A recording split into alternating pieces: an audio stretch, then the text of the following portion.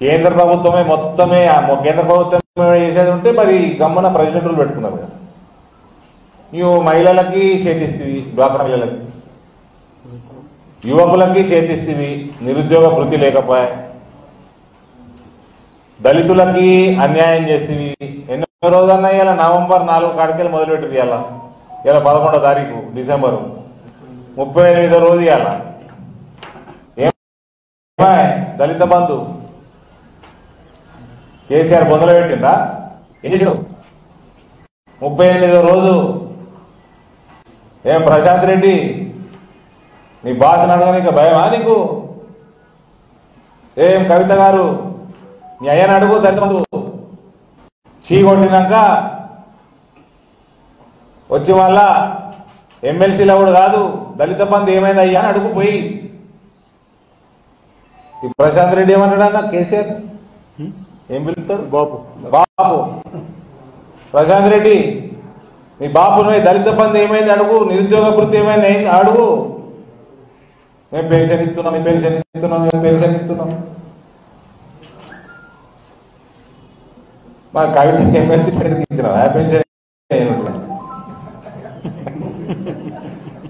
Pension ఇస్తే అయిపో. కవిత MLC అది కాకపోగానే అది అయిపోగానే మళ్ళీ 6 ఏళ్ళు ఎమ్మెల్సీ. నేను నా మీద మళ్ళీ ఎంపీ నిలబడతాను కోరికుండే నాకు. ఇప్పుడు ఏందో కన్ఫ్యూజన్. నిలబడవచ్చు కదా, ఎమ్మెల్సీ ఉన్నా నిలబడవచ్చు, నిలబెట్టుంది. నాకుండే కోరిక ఉండే అబ్బా, ఉన్నది ఇంకా.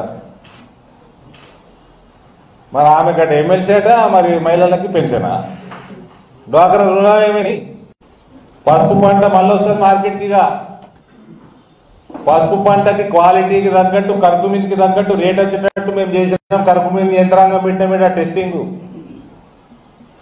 2014లో. ఓ ప్రశాంత్ రెడ్డి ఇను 2014లో నీ మేనిఫెస్టో తిరిగేస్తుడు.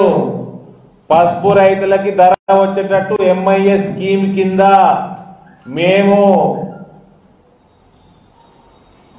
దాని ప్రొసీజర్ ఎట్లుంటుందో దాన్ని బట్టి చేస్తాము. ఎంఐఎస్ స్కీమ్ కింద పసుపు పంటకి ధర వచ్చేటట్టు చేస్తామని ఉన్నదల్లా 2014లో గులాబీ మేనిఫెస్టోలో ఉన్నది. ప్రశాంత్ రెడ్డి నా మంత్రి, నా కేంద్ర మంత్రి, వ్యవసాయ మంత్రి ఎంఐఎస్ స్కీమ్ కింద నిన్ను పెట్టుమన్నాడు, పైసలు ఇస్తామన్నాడు పార్లమెంట్ లా. ఈ గులాబోడా ఆడ ఈడ అంత పనికిమాలనోడా అంత పసుపడాడు. మీరేంద్రా పోయి అడిగేది? నేనే చెప్తున్నా కదా. దానికంటే అదనంగా తెచ్చినావు. స్పైస్ బోర్డు ఉన్నది, పనిచేస్తున్నది. తీసుకొని ఈ మధ్య పేపర్లలో కూడా చూసినా, తమిళనాడు తీసుకుపోయాను మొత్తం అవగాహన కోసం. మన రైతులు 25 మంది రైతుల్ని ఎంపీఓలని కలిపినాం. బోర్డు చేయాల్సిన పనులన్నీ బోర్డు చేస్తూనే ఉన్నది.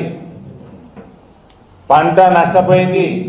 అకాల వర్షాలకి, అతి వర్షాలకి పంట నష్టపోయింది.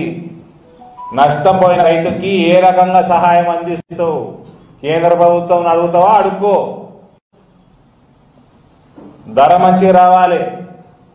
నువ్వు ప్రభుత్వం ఇచ్చినా, కేంద్ర ప్రభుత్వం ఇచ్చినా ఈ నీ జేబులకి వెళ్ళి ఏమి ఇస్తలేవు. ప్రజల సొమ్మే, రైతుల సొమ్మే. కానీ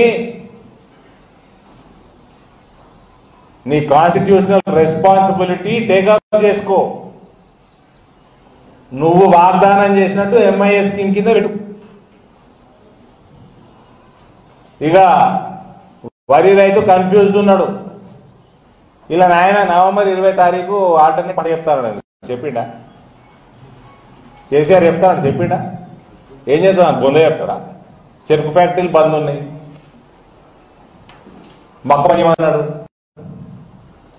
బంద్ చేయమన్నాడు కదా మొక్క. ఏతాడు కదా, ఆయన నోటితోటి అన్నాడు కదా. ఇప్పుడు మళ్ళీ మొక్క అంటాడు.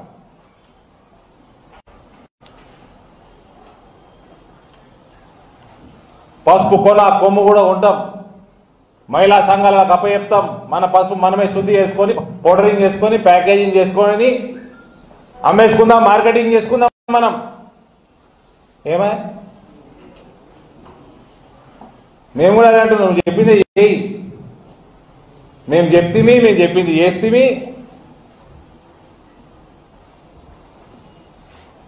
ఒకటి అనిండొచ్చు, ఇంకోటి చేసిండొచ్చు. చేసినాం కదా. నువ్వేం మిగినావు?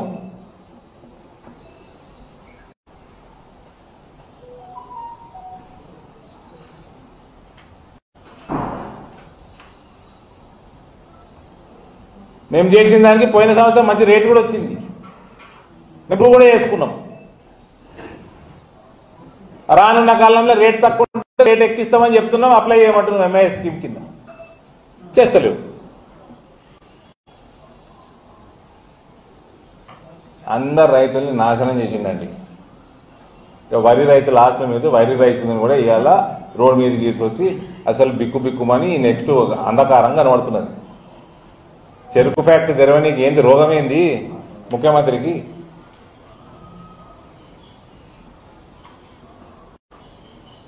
నేను పార్లమెంట్లో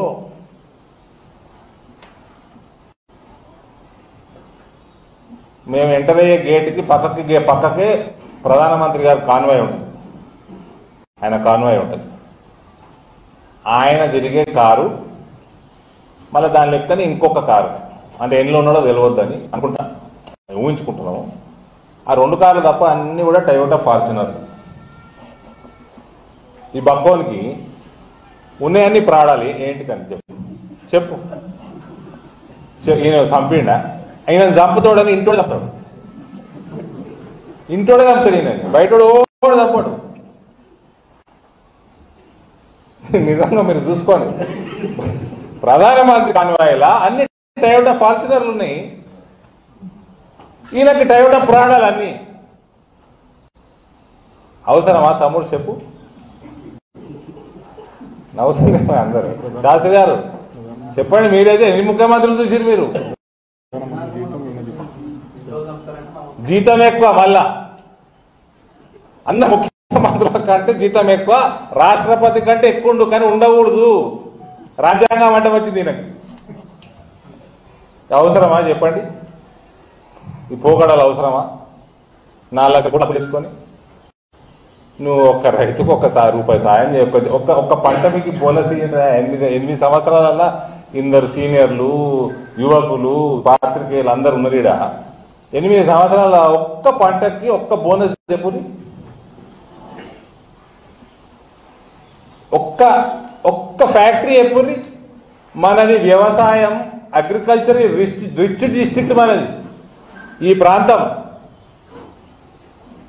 గోదావరి ప్రాంతం మనది. బ్యాక్ వాటర్ ఉన్నది, కెనాల్ ఇరిగేషన్ ఉన్నది, ఎస్ఆర్ఎస్పి ప్రాజెక్ట్ ఉన్నది. సస్యశ్యామలం వ్యవసాయం పరంగా ఒక్క ఇండస్ట్రీ తెచ్చిర్రా? కూడా తీసుకొస్తే వాడిని తేని రాణిస్తుర్రా? సావ దొబ్బుతున్నారు పైసలు అడిగి, పర్సంటేజ్లు అడిగి. మా పల్లెగానే డబల్ బెడ్రూమ్ అంట, ఇంకెక్కడ డబల్ బెడ్రూమ్? 8 ఏళ్ళు అయిపోయి ఇంకో 1.5 సంవత్సరం మిగిలింది. పీక్తాడు, ముసలోడు పీక్తాడు, కొడుకు వారిపోతాడు, బిడ్డ కూడా వారిపోతుంది. మీరు రాసి పెట్టుకున్నా. ఇటు కౌంటింగ్ స్టార్ట్ అవుతుంది. నెక్స్ట్ అసెంబ్లీ ఎలక్షన్ల కౌంటింగ్ మొదలు కాగానే ఫ్లైట్ ఎగురుతుంది ఇడికెళ్ళి. మళ్ళా ఈడియోడో సిబిఐడో పట్టరాలు వీళ్ళని రారిల్లు. బిడ్డ రాదు, కొడుకు రాడు. మా అమ్మకు గంగన్న ఇంకా 3 ఎకరాల పొలం అంటుండు, 2 బెడ్రూమ్లు ఇల్లు అంటుండు. హాయ్ ఫ్రెండ్స్, మా టుడే టుమారో యూట్యూబ్ ఛానల్ చూస్తున్నందుకు చాలా థ్యాంక్స్. మరిన్ని లేటెస్ట్ వీడియోస్ కోసం వెంటనే సబ్స్క్రైబ్ చేయండి. అలాగే ఈ బెల్ ని కూడా రింగ్ చేసేయండి. మా నోటిఫికేషన్స్ అన్ని మీ మొబైల్లో వస్తాయి. అలాగే మా వీడియోస్ మీకు నచ్చితే లైక్ చేయండి, షేర్ చేయండి, నచ్చకపోతే కామెంట్ చేయండి.